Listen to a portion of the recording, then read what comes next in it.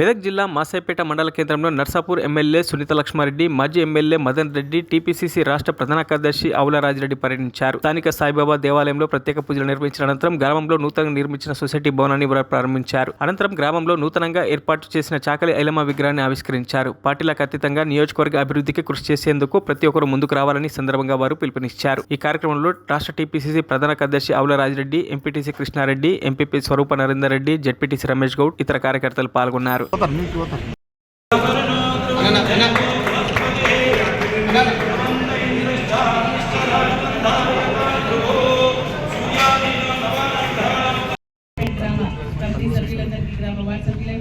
పెద్దలందరికీ అదేవిధంగా మండలం నుంచి విచ్చేసినటువంటి పెద్దలకు, మన మాసపేట గ్రామ పిల్లలకు, అన్నదమ్ములకు, పత్రికా మిత్రులకు మీ అందరికీ పేరు పేరున హృదయపూర్వక నమస్కారాలు తెలియజేస్తూ, మరి మీరందరూ కూడా ఓట్లు వేసి నన్ను గెలిపించినందుకు ముందుగా ఎందుకంటే మాసాపేట ఫస్ట్ టైం రావడం జరిగింది, సభావేదిక పైన మాట్లాడుతాను కాబట్టి మీ అందరికీ పేరు పేరున హృదయపూర్వక ధన్యవాదాలు తెలియజేస్తూ, మరి అదేవిధంగా ఈరోజు మన రజకుల ఆరాధ ధైర్యమైనటువంటి చాకలి ఐలమ్మ విగ్రహాన్ని ఇక్కడ ఆవిష్కరించుకోవడం చాలా సంతోషం అని చెప్పేసి తెలియజేసిన, అది మా చేతుల మీదుగా చేసుకోవడం చాలా అదృష్టంగా కూడా నేను భావిస్తా ఉన్నా.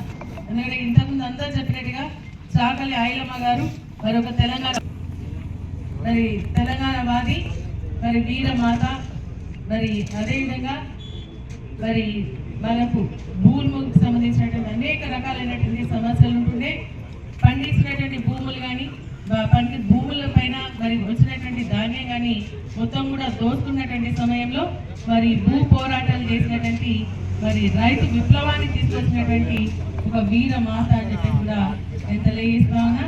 అంతేకాకుండా ఆమె చేసినటువంటి పోరాటాలకు సంబంధించి ఆమె పైన, ఆమె కుటుంబం పైన ఎన్నో మరి దురాగతాలు, దౌర్జన్యాలు చేపట్టినా కూడా భయపడకుండా మరి పోరాటాన్ని కొనసాగించినటువంటి ధైర్యశాలి అని చెప్పేసి కూడా నేను తెలియజేస్తా ఉన్నా. నిజంగా మనం ఈ విగ్రహాలు పెట్టుకుంటున్నాము అంటే వాళ్ళు మనకు స్ఫూర్తిదాయకం. విగ్రహాలు పెట్టుకుంటామంటే వారి చరిత్ర ఏంటి, వాళ్ళు చేసినటువంటి పోరాటాలు ఏంటి, వారు మనకు అందించినటువంటి విజయాలు ఏంటి అని చెప్పేసి 10 మందికి తెలిసే విధంగా ఈ విధంగా మనము విగ్రహాలు ఏర్పాటు చేసుకోవడం జరుగుతోంది. కాబట్టి చాకలి ఐలమ్మ యొక్క మన స్ఫూర్తిని మనం ముందుకు తీసుకెళ్లాల్సినటువంటి అవసరం మనందరిపైన ఉంది అని చెప్పేసి కూడా తెలియదు. ఎందుకంటే మన చరిత్రలు మర్చిపోతా ఉన్నారు. ఆనాడు ఉద్యమాలు చేసినటువంటి వాళ్ళందరినీ కూడా మర్చిపోయేటువంటి పరిస్థితి వస్తూ ఉంది ఈ ఆధునిక ప్రపంచంలో.